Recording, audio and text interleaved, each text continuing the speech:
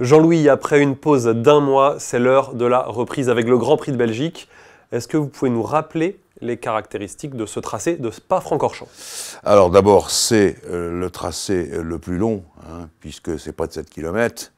C'est un circuit extrêmement vallonné, dont la caractéristique est que ceux qui ont fait ce nouveau circuit, parce que je l'appelle toujours le nouveau circuit, car j'ai connu l'ancien, eh bien ont gardé ces caractéristiques de montée, de descente, de très grandes courbes.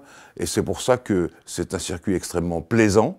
Je ne le mets pas en tête dans mes circuits préférés, je mets d'abord Suzuka.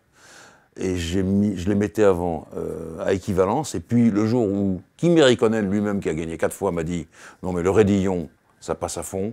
Donc je me suis dit, bon, alors je vais déclasser un petit peu, je ne veux pas faire de peine à mes amis belges, je vais déclasser un petit peu Spa-Francorchamps. Mais ça reste quand même, je veux dire, une victoire là-bas, c'est l'agrégation. Pour un pilote de F1, c'est un truc formidable. C'est un très beau circuit, très beau revêtement. Et puis, il faut des caractéristiques de voiture très très fortes et surtout des pilotes qui ont du courage et de la finesse. Et le choix des pneus sera crucial à Spa, d'autant que la pluie pourrait s'inviter dimanche lors de la course. Oui, alors ça c'est souvent le cas. D'abord, on sort de l'été, on sort des vacances du mois d'août, on sort du Grand Prix de Hongrie où il faisait 30 à l'ombre, et puis on peut arriver à Spa et il fait 7 degrés, il fait froid. Ça c'est l'une des caractéristiques. La deuxième caractéristique, c'est, comme vous le dites, la pluie, qui peut intervenir à tout moment, quelquefois. Et donc, de toute façon, pour ce qui concerne les essais sur le sec, puisqu'on va partir sur ce principe, c'est la gamme de Pirelli la plus dure, parce qu'il y a beaucoup de latéral, beaucoup de stress des pneus, beaucoup de demandes par le circuit qui est quand même abrasif, et puis s'il pleut, et on sait que ça peut être très violent, eh bien on sait que la FIA autorise des trains de pneus intermédiaires supplémentaires, donc tout ça sera bien combiné. Mais effectivement, si on a un Grand Prix sous la pluie, on sera dans l'essence même du Grand Prix de Belgique. Dimanche, Jean-Louis, Mercedes semble encore intouchable, sera le grand favori, mais Ferrari débarque en Belgique avec une nouvelle évolution moteur. Est-ce que ça sera suffisant pour peut-être décrocher la première victoire de la saison? Pourquoi pas? Pourquoi pas, puisque le dernier vainqueur en date, c'est quand même en 2018, Sébastien Vettel avec sa Ferrari. Alors je ne sais pas quelle sera exactement l'évolution du moteur. Attention à ne pas changer trop souvent de moteur. Vous savez que vous avez droit à 3 moteurs pour la saison. Donc attention à cela. Maintenant, effectivement, on ne peut pas négliger Hamilton ou Valtteri Bottas, qui a montré quand même qu'il était pointu dans le domaine des Mercedes. Et puis on va voir si Charles Leclerc, qui connaît bien Francorchamps, eh bien lui aussi s'habitue à cette Ferrari évoluée dont vous me parlez. Moi, je crois que c'est ça qu'il va falloir voir. Mais attention, attention. Il y a toujours des tas de possibilités à Francorchamps. Pourquoi pas Verstappen avec la Red Bull? Parce que s'il y a un circuit qui exige de la tenue de route, de l'adhérence, c'est bien Francorchamps.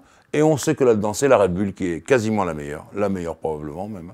Donc attention à cela. Et puis je ne peux pas négliger, même si c'est un petit peu pour sourire, Kimi Räikkönen, qui est le plus grand spécialiste de Spa dans les victoires. Je crois qu'il en a 4 et qui connaît bien ça. Alors est-ce que son Alfa Romeo, qui est un peu modeste, pourra faire mieux? On verra. Mais pour l'instant, je le mets aussi dans mes pilotes préférés à Spa. Vous l'avez dit, Red Bull aura un coup à jouer à Spa, et notamment son nouveau pilote, Alexander Albon, en remplacement de Pierre Gasly. Oui, c'est vrai. Alors on avait parlé de ça au moment de la Hongrie. On savait que Christian Horner, le grand patron de l'équipe, était mécontent, non pas directement de Pierre Gasly, mais quand même si, parce qu'il n'avait pas pu s'appuyer sur 2 voitures pour essayer de conserver à Verstappen la tête de la course. C'est Hamilton qui finalement a gagné après un pari assez audacieux dans le choix de la stratégie des pneus. Et donc il était assez mécontent de ça. Et dès lors, je crois que le sort de Pierre était scellé. Il revient dans son ancienne équipe, Pierre, il les connaît bien. Mais je pense quand même qu'il va avoir un certain regret de être dans l'équipe A, si je puis dire. Il est plutôt dans l'équipe B. Albon, c'est un peu différent. Il est un peu tout fou, Albon, mais il a un vrai talent. Et donc, en dehors d'être très sympa. Et donc, on va voir ce qu'il peut faire. Et là, je vous l'ai dit en début de notre entretien, Jean-Philippe, Spa-Francorchamps, c'est l'agrégation. S'il réussit un coup à Spa, après, il est bon partout. Donc, on va voir. C'est intéressant à surveiller. Jean-Louis, on peut également parler peut-être d'Ocon et de Bottas. Et oui, on l'avait dit avant les vacances, les vacances, c'est toujours propice aux coups de téléphone, aux fax, aux contrats à vérifier, etc. Comme tout le monde est au bord de l'eau ou sur les bateaux. Et on savait que ça allait se jouer. Donc, Valtteri Bottas, confirmé par Mercedes, ça veut dire que Toto Wolff a libéré Esteban Ocon. Or, Esteban Ocon, vous savez que l'an dernier, déjà, Renault avait raté le coche. Et il y avait d'ailleurs un petit peu de dissension parce que Toto Wolff était persuadé que Ocon allait aller à la place d'Hülkenberg chez Renault, ou de celui qui était avant, et pof, Renault a engagé Ricciardo. Et donc ça a été repoussé d'1 an. Il y a eu quelques difficultés parce que Toto Wolff était un peu mécontent de cette situation. Toto Wolff qui s'occupe d'Ocon. Vous savez qu'Ocon, il est pilote contrat Mercedes. Et donc, bon voilà, je pense que ça a marché. Et tant mieux pour Ocon qui est à fond remue en train de pousser à fond ses exercices physiques pour être prêt pour la rentrée 2020. Voilà, ça c'est bien. Bottas reste chez Mercedes, Ocon chez Renault. On quitte la Formule 1 pour le rallye avec des nouvelles de Sébastien Ogier. Des nouvelles de Sébastien Ogier et de Citroën. Je dois constater que la Citroën n'a encore pas bien fonctionné sur l'asphalte. Il y a eu des soucis en Corse, il y a eu des soucis là au rallye d'Allemagne, ce qui nous montre que Ott Tanak, le pilote de pointe de Toyota, s'achemine vers le titre mondial des rallyes.